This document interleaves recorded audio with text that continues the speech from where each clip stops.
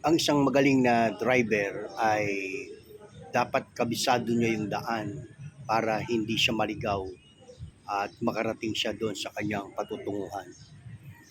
Ganon din, kung gusto nating makarating sa buhay na walang hanggan, kailangan din kilala natin at alam natin kung sino ang daan. Ang sabi ng John chapter 14 verse 6, sumagot si Jesus, "Ako ang daan, ang katotohanan at ang buhay. Walang makapupunta doon sa Ama kundi sa pamamagitan ko."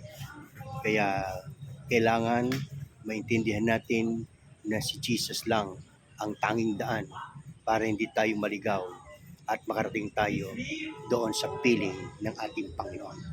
Kaya isang matalinong tao ay kailangang alamin niya, saliksikin niya yung totoong daan patungo sa buhay na walang hanggan. At yan ang binanggit ng Biblia, John chapter 14 verse 6. Kay kaibigan, ayaw ng Diyos na ikaw ay mawala. Ayaw ng Diyos na masayang ang iyong buhay. Kaya habang nandito tayo sa mundong ito, siguraduhin natin na alam natin at kilala natin kung sino si Jesus, na siya ang magbibigay ng buhay na walang hanggan.